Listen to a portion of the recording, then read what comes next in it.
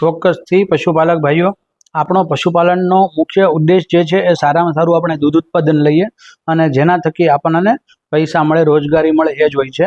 તો ઘણી વખત પશુપાલકો ભાઈઓ થતું એવું હોય કે આપણા પશુને આપણે પૂરતા પ્રમાણમાં પશુ આહાર આપતા ન હોઈએ અથવા તો આહાર આપતા હોઈએ તો એવું બનતું હોય છે કે જે દૂધ ઉત્પાદન સારું એવું આવે એના માટે જરૂરી ખનિજ ક્ષારો હોય એ જે છે એ આપણા આહારમાં હોતા નથી. કારણ કે અત્યારની પરિસ્થિતિ, બદલાયેલી પરિસ્થિતિ પ્રમાણે એવું છે કે જમીનમાં પણ જે છે જે તે ખનિજ ક્ષારો હોય નહીં અને એવી જમીનમાં આપણે જો પશુ માટે પશુ આહારનું વાવેતર કરતા હોઈએ, રજકો, મકાઈ છે, જુવાર છે, તો એમાં પણ આવતા નથી ને પરિણામે આપણા પશુ જે છે એ જે તે જરૂરી દૂધ ઉત્પાદન સારું આવે એવા મિનરલ્સ જે છે એના આહારમાં કમી હોય છે. તો મિનરલ મિક્સર પાવડર જે કોઈ સારી કંપનીનો આવતો હોય એ 40 થી 50 ગ્રામ સવારે અને સાંજે પશુ આહારમાં આપવો જોઈએ. આ ઉપરાંત જે ખાણદાણ આપણે આપતા હોઈએ આપણા દુધાળા પશુઓને એ 1 થી 1.5 કિલો એની બ્રીડ અને જે છે એના વજનના પ્રમાણેના નિભાવ માટે, આ ઉપરાંત એના દૂધ માટે પણ વધારાનું જે ખાણદાણ મિલ્ક પ્રોડક્શન માટે આપવાનું થતું હોય. તો જો ગાય વર્ગનું પશુ હોય તો જે છે એને 1 લીટર દૂધ ઉત્પાદને 400 ગ્રામ વધારાનું જે છે એ ખાણદાણ આપવું જોઈએ અને ભેંસ વર્ગના પશુને 1 લીટર દૂધ ઉત્પાદને 500 ગ્રામ જેટલું, એટલે કે આપણી ભેંસ જે છે એ 10 લીટર દૂધ આપતી હોય તો એને 5 કિલો જેટલું અથવા તો 3 થી 5 કિલો જેટલું તો વધારે ખાણદાણ જે છે એના દૂધ ઉત્પાદન માટે આપણે આપવું જોઈએ. તો પશુ આહારમાં આ બધી કાળજી લઈએ તો ચોક્કસથી દૂધ ઉત્પાદન વધે છે.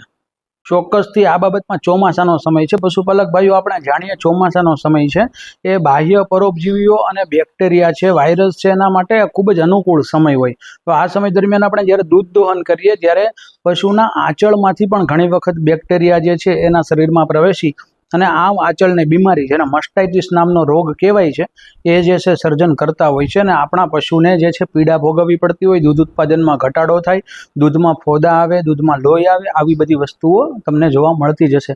તો આ બાબતમાં કાળજી પશુપાલક ભાઈઓ એ રાખવી જોઈએ. આપણે પશુ રહેઠાણ ચોમાસા દરમિયાન એકદમ સ્વચ્છ, સાફ સુથરું રાખવું જોઈએ.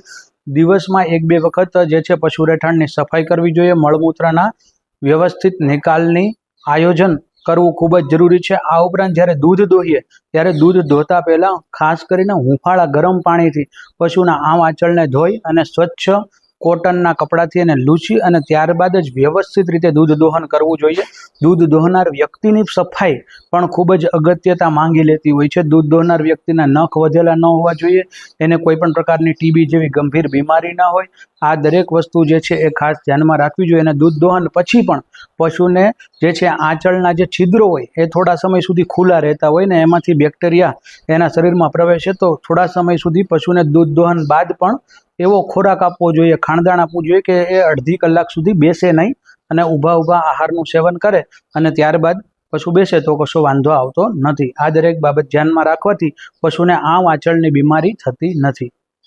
પશુપાલક ભાઈઓ, અત્યારે ચોમાસાનો સમય ચાલી રહ્યો છે ત્યારે આપણે જાણીએ છીએ કે ચરિયાણ માટે આપણને લીલોચારો પુષ્કળ પશુઓ માટે આપણે ઉપલબ્ધ હોય છે. પણ આ સમયગાળામાં આપણા પશુઓ જેમ કે રજકો છે, મકાઈ છે, એવો ઘાસચારો વધારે પ્રમાણમાં ન ખાઈ જાય એની તકેદારી રાખવી જોઈએ. અને પશુ આહારમાં લીલો, સૂકો ચારો અને ખાણદાણ દરેક વસ્તુ મહત્વની છે. તો ચોમાસામાં આપણે સૂકો ચારાનું પણ જે છે વ્યવસ્થાપન કરી રાખવું જરૂરી છે. અને લીલો ચારો જેવો કે રજકો પશુ વધારે ખાઈ જતું હોય તો એમાં સેપોનિન નામનું તત્વ રહેલું હોય છે, જેના લીધે પશુને આફરો ચડે છે અને જો તાત્કાલિક પશુ સારવાર કરવામાં ના આવે તો પશુ ઘણી વખત મૃત્યુ પણ પામતું હોય છે.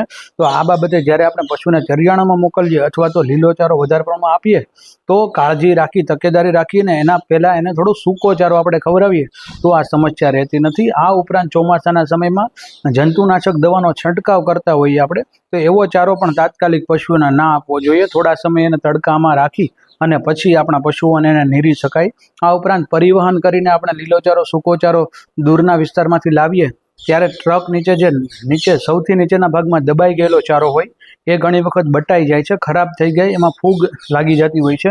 તો આવો ચારો પણ જે છે પશુઓને આપવાનું ટાળવું જોઈએ, નહીંતર એના શરીરમાં ઝેરની અસર ઉત્પન્ન થતી હોય છે અને પશુનું આરોગ્ય જોખમાતું હોય છે.